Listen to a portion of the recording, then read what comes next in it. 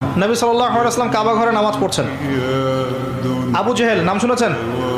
আবু জেহেল দেখে ফেলেছে, এসে নবী সাল্লাল্লাহু আলাইহি ওয়াসাল্লামকে আঘাত করেছে, একটা ঘুষি দিয়েছিল। আল্লাহ রাসূল সাল্লাল্লাহু আলাইহি ওয়াসাল্লাম কিচ্ছু বলেন নাই।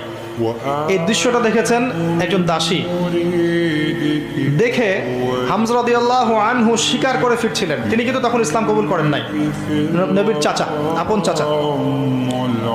হামজা রাদিয়াল্লাহু আনহু আসছেন, তাকে বলছে ইয়া আবু আমারা, ইয়া আবা আমারা, হে হামজা, তার উপনাম ছিল এটা। তুমি যদি দেখতে কিভাবে আবুল হাকাম ইবনে হিশাম মানে আবু জেহেল তোমার ভাতিজাকে গালি দিয়েছে, আঘাত করেছে। হামজা রাদিয়াল্লাহু আনহু বললেন আওয়া ফাআলা হাদা, সত্যি কি সেই কাজটা করেছে? তখন এই দাসী বলছেন ই ওয়া রব্বি, আল্লাহর কসম সত্যি এই কাজটা করেছে।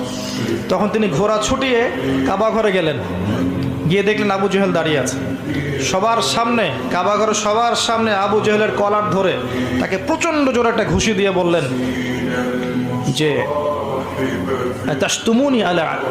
আতাশতুমুনি ওয়া আনা আলা দীনি, তুমি কি আমাকে আঘাত করবে? আমি নিজে তার দিনের উপরে আছি। আকুলু মা ইয়াকুল, ও যা বলে, আমার ভাতিজা যা বলে আমিও তাই বলি।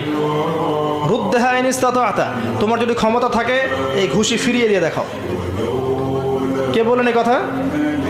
হামজা রাদিয়াল্লাহু আনহু। এবং ওখানে সাক্ষ্য দিচ্ছেন যে আনা আলা দীনি ওয়া শাহিদতু আল্লা ইলাহা ইল্লাল্লাহ ওয়া আন্না মুহাম্মাদান রাসূলুল্লাহ।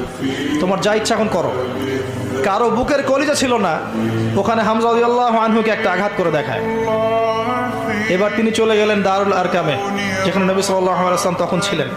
সেখানে গিয়ে বলছেন ইয়া ইবনে আখি, হে আমার ভাতিজা, কুনতু আনসুরুকা লিল হামিয়া, আমি এর আগ পর্যন্ত তোমাকে আত্মীয়তার সম্পর্কের কারণে সাহায্য করেছি।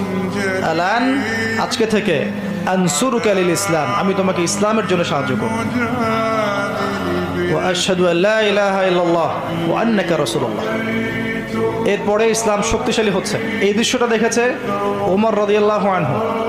দেখে তিনি বাসায় গিয়ে চিন্তা করছেন, তিনি কিন্তু একটা গোত্রের নেতা, চিন্তা করছেন যে সমস্ত সমস্যার গোড়া মনে হয় মুহাম্মদ, নাউজুবিল্লাহ। যদি তাকে আমি হত্যা করে ফেলি এবং হত্যা করে আমি আমাকে এই বনু হাশেমের কাছে সোপর্দ করি, তাহলে সব সমস্যার সমাধান। এভাবে তিনি কোষমুক্ত তরোয়াল নিয়ে বের হলেন। আপনারা জানেন ঘটনা। বের হলেন তাকে হত্যা করতে। পথে শুনলেন তার বোন এবং ভগ্নিপতি ইসলাম কবুল করেছে। ওখানে গেলেন, দরজার বাহির থেকে শুনছেন কোরআনের আওয়াজ শোনা যাচ্ছে। কোন সূরা? তাহা মা আনজালনা আলাইকাল কিতাবা